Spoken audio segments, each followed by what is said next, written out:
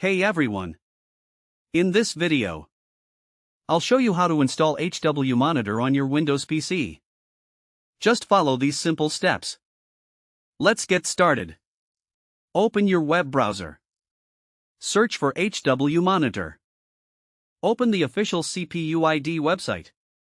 Scroll down. Click Setup. Then click Download Now.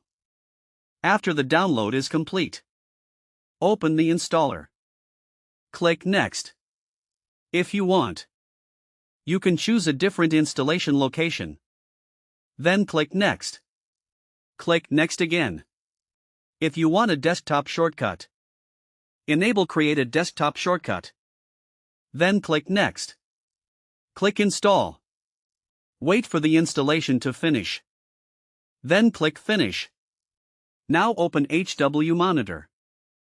You can now monitor your CPU, GPU, motherboard, temperatures, fan speeds, voltages, and other hardware information.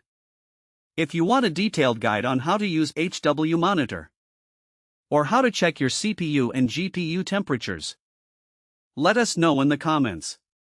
We'll make a full video for you. If this video helped you, please leave a like and subscribe to our channel for more easy guides. Thank you for watching.